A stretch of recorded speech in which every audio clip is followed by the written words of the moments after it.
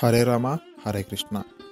జూదంలో ముందుగా తనని తాను ఓడిపోయిన ధర్మరాజు తాను స్వతంత్రుడని భావించి నన్ను పనంగా ఎలా పెడతాడు అని అడిగిన ప్రశ్నకు సభలోని ఎవరో సమాధానం ఇవ్వకపోగా దుశ్శాసనుడు ద్రౌపదిని సమీపించి బలవంతంగా ఆమె వస్త్రాలను తీసివేయడానికి సిద్ధంగా ఉన్నాడు. ఆమెకు సహాయం చేసేవారెవరూ లేరు.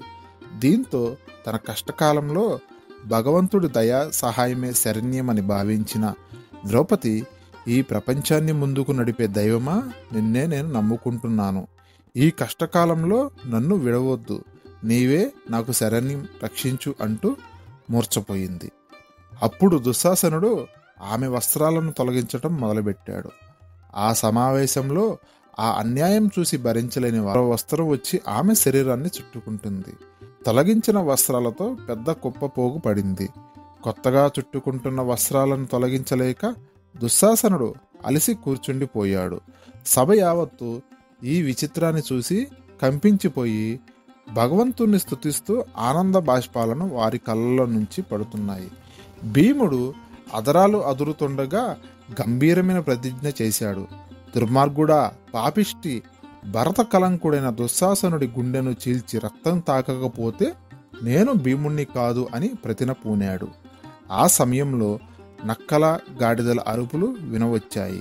అదే సమయంలో మాంసాహార పక్షుల అపశకునపు అరుపులు అరిచాయి. ఈ అరుపులు మున్ముందు ఏదో ఘోరం జరగబోతుందని సూచన చేశాయి. సమావేశంలో జరిగిన దారుణాలు తన వంశ నిర్మూలనకు కారణమయ్యే అవకాశాలున్నాయని ధృతరాష్ట్రుడు ముందుగానే గమనించి బుద్ధి, ధైర్యం తెచ్చుకుని ధృతరాష్ట్రుడు ద్రౌపదిని తన పక్కకు రప్పించి అభిమానంతో, కరుణాపూరిత మాటలతో ఆమెను ఓదార్చాడు. యుధిష్ఠిరుడి వైపు చూస్తూ, నీవు నిరపరాధివి, నీకెక్కడా శత్రువులుండరు. నీ విశాల బుద్ధితో దుర్యోధనుడు చేసిన ఈ చెడును క్షమించి మరిచిపో. నీ రాజ్యాన్ని, నీ ధనాన్ని నువ్వు తిరిగి తీసుకో. నీవు స్వతంత్రంగా ఉండి రాజ్యపాలన చేసుకో. ఇంద్రప్రస్థనాపురానికి వెళ్ళండి అన్నాడు ధృతరాష్ట్రుడు. ధృతరాష్ట్రుడి మాటలకు పాండవులు సంభ్రమాచర్యాలు వ్యక్తం చేశారు. ఆ ఘోర విపత్తు నుండి విడుదల కావటం వారికి ఇంద్రజాలం అనిపించింది. పాండవులు ఆ ద్యూతగృహం నుంచి బయటకు వచ్చారు. యుధిష్ఠిరుడు, అన్నదమ్ములు వెళ్ళిన తర్వాత కౌరవ ఆస్థానంలో సుదీర్ఘ సంప్రదింపులు, కోపపూరిత సంభాషణలు జరిగాయి. దుశ్శాసనుడు శకుని ప్రేరేపణతో ఈ చర్యకు ఒడిగడిగితే తన తండ్రి ధృతరాష్ట్రుడు వాటిని నిష్ఫలం చేశాడని దుర్యోధనుడు నిందించాడు.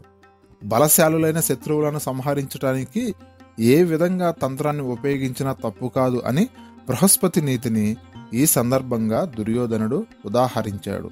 పాండవుల ప్రజ్ఞా విశేషాల గురించి తండ్రికి వివరించాడు. అలాంటి సందర్భంలో పాండవులను జయించడం కేవలం కుతంత్రం వల్లనే నెరవేరగలదని అనుకున్నాడు.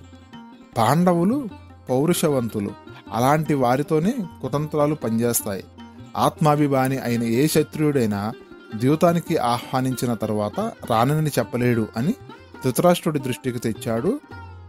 ధృతరాష్ట్రుడు వృద్ధుడు. దుర్యోధనుడంటే ఎనలేని ప్రేమ. ద్యూతం మనకు మంచిది కాదు అన్నప్పటికీ ధర్మరాజుని మళ్ళీ ద్యూతానికి ఆహ్వానించడానికి ధృతరాష్ట్రుడు అంగీకారం తెలిపాడు. ఆ మేరకు ఒక దూత ద్వారా ఆహ్వాన పత్రికను ధర్మరాజుకి పంపారు. ధర్మరాజు ఇంకా ఇంద్రప్రస్థపురం చేరకముందే ఆ దూత అతన్ని కలిసి ధృతరాష్ట్రుడికి లేఖ అందజేశాడు. యుధిష్ఠిరుడు తిరిగి వచ్చి మళ్ళీ జూదం ఆడాలని ఆ లేఖలో ఉంది.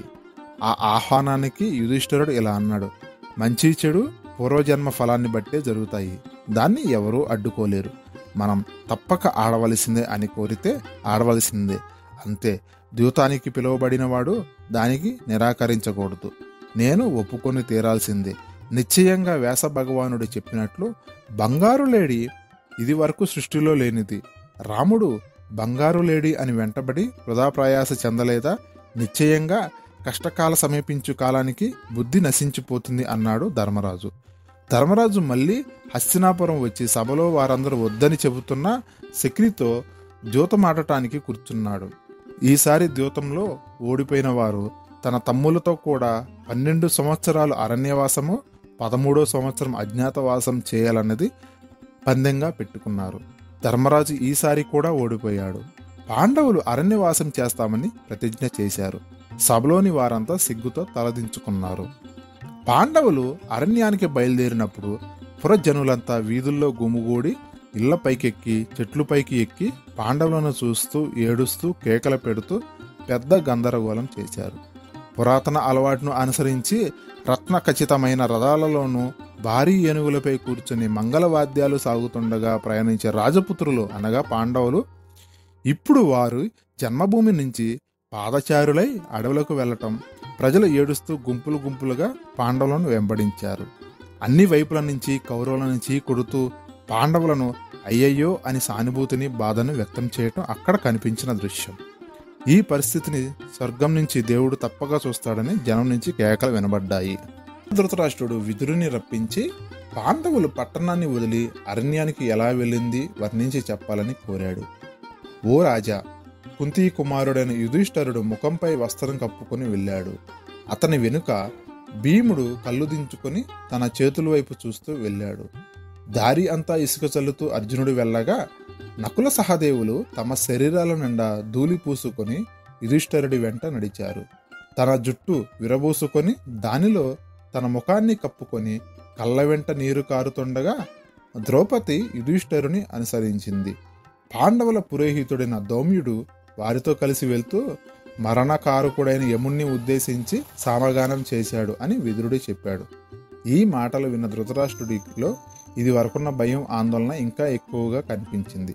పురజనులు ఏమన్నారు అని అడగగా దానికి విదురుడు, ఓ రాజోత్తమ, అన్ని వర్ణాల పురజనులు ఏమన్నది వారి మాటలను మీకు చెప్తాను.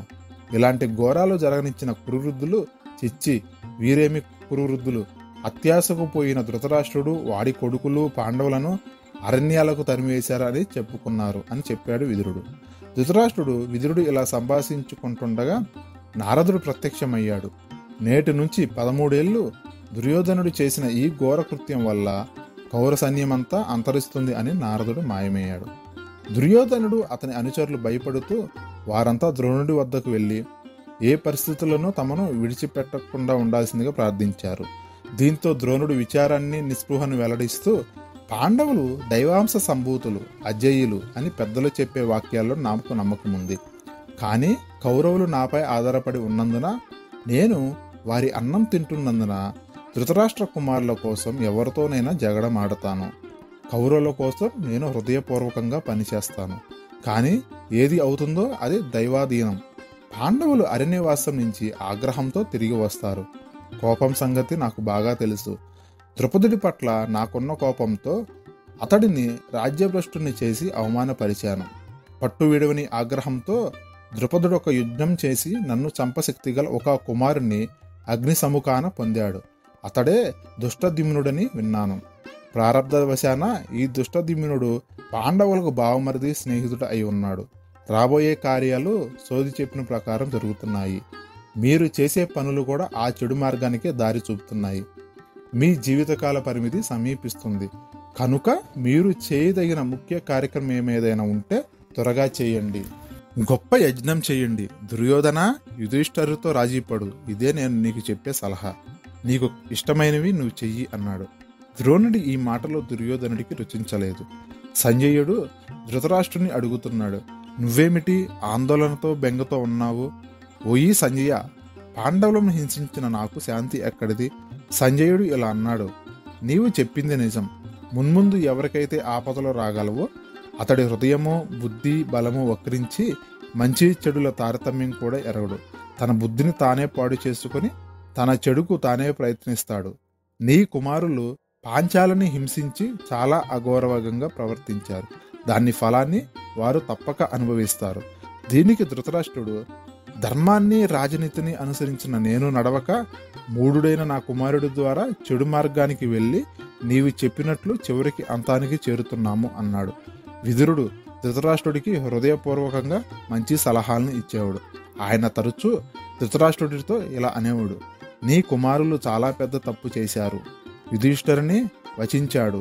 నీ కుమారులను చెడు మార్గాల నుంచి తప్పించి మంచి మార్గాన పెట్టడం నీ కర్తవ్యం కాదా?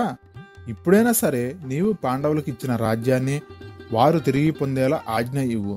యుధిష్ఠిరుని అడవుల నుంచి రప్పించి అతడితో రాజీపడు. న్యాయ సూత్రాల ప్రకారం చేయనప్పుడు నీవు దుర్యోధనుని బలవంతంగా అడ్డుకోవాలి కదా అని చెప్పాడు. అయితే తర్వాయి భాగంలో మైత్రేయి మహాముని హస్తినకు రావటం, ద్రౌపదికి కృష్ణుడి ప్రతిజ్ఞ గురించి తెలుసుకుందాము. హరే కృష్ణ, హరే రామ.